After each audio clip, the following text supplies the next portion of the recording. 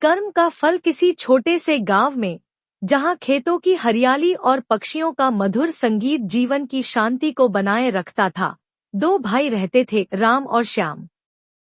राम बड़ा था, शांत स्वभाव का और मेहनती।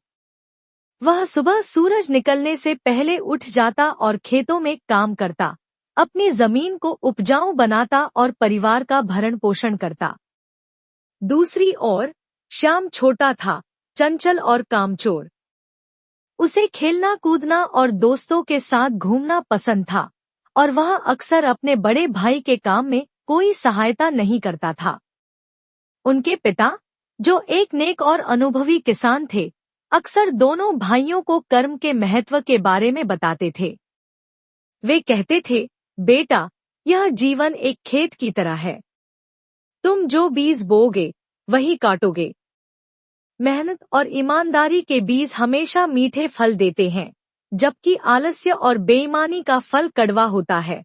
राम हमेशा अपने पिता की बातों को ध्यान से सुनता और उनका पालन करता, जबकि श्याम उन बातों को एक कान से सुनकर दूसरे कान से निकाल देता। समय बीतता गया।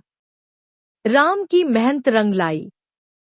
उसकी फसलें लहलहाती थी और उसके घर में कभी अन्न की कमी नहीं हुई। उसने अपनी पत्नी सीता के साथ मिलकर घर को सुंदर और व्यवस्थित रखा था। सीता भी एक सुशील और कर्मठ स्त्री थी, जो घर के कामों में राम का पूरा साथ देती थी। उनके घर में सुख और समृद्धि का वास था। इसके विपरीत श्याम का जीवन अस्तव्यस्त था। उसने कभी कोई काम नहीं सीखा था और न ही उसे करने की इच्छा थी। वह सारा दिन इधर-उधर घूमता और अपने दोस्तों के साथ मौज-मस्ती करता। जब उसके पास पैसे खत्म हो जाते, तो वह राम से मांगने चला आता। राम हमेशा उसकी मदद करता, लेकिन उसे यह देखकर दुख होता था कि श्याम अपनी आदतों को सुधारने की कोई कोशिश नहीं कर रहा था। एक बार गांव में सूखा पड़ गया। बारिश की एक बूंद भी नहीं बरसी और खेत सूखने लगे। किसानों की चिंता बढ़ने लगी। राम ने अपनी मेहनत और सूझबूझ से पहले से ही कुछ अनाज बचाकर रखा था और उसने एक छोटा सा तालाब भी खुदवाया था, जिससे वह अपनी कुछ जमीन को सींच सके। उसकी फसलें दूसरों के मुकाबले थोड़ी बेहतर थीं, लेकिन फिर भी वह चिंतित था क्योंकि सूखा लंबा खिंचता जा रहा था।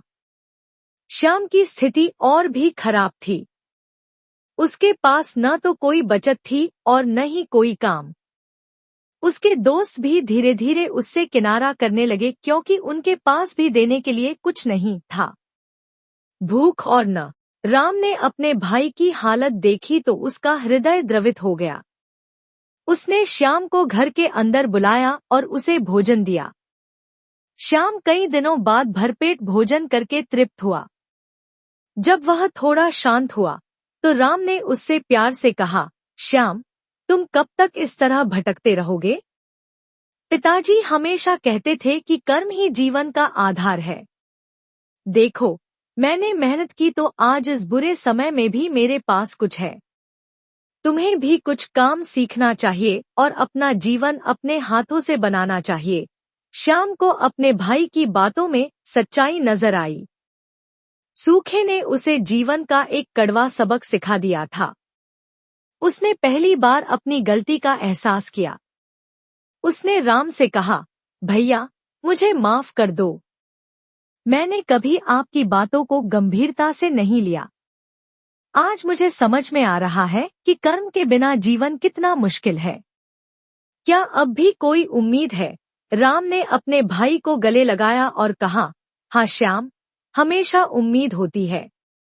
देर आए दुरुस्त आए। अब भी कुछ नहीं बिगड़ा। तुम मेरे साथ खेतों में काम करो। मैं तुम्हें सब कुछ सिखाऊंगा। श्याम ने अपने बड़े भाई की बात मानी। अगले दिन से वह राम के साथ खेतों में जाने लगा।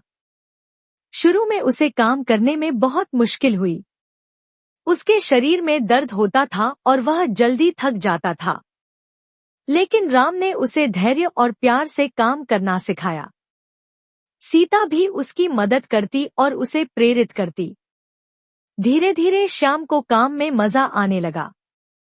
उसे मिट्टी की खुशबू और फसलों की बढ़ती हुई हरियाली अच्छी लगने लगी। उसने महसूस किया कि मेहनत करने से न केवल पेट भरता है बल्कि मन को भी शांति मिलती है। उसने ईमानदारी से काम करना शुरू कर दिया और जल्द ही वह एक कुशल किसान बन गया। जब अगली बारिश हुई तो राम और श्याम ने मिलकर खेतों में खूब मेहनत की। उनकी फसलें लहलहा उठीं और इस बार उन्हें अच्छी पैदावार मिली। श्याम ने अपनी मेहनत से कमाए हुए धन से अपना घर बनाया और एक सुखी जीवन जीने लगा। उसने अब आलस्य और बुरी संगति छोड़ दी थी। इस घटना के बाद श्याम का स्वभाव पूरी तरह से बदल गया। वह अब एक जिम्मेदार और मेहनती व्यक्ति बन गया था।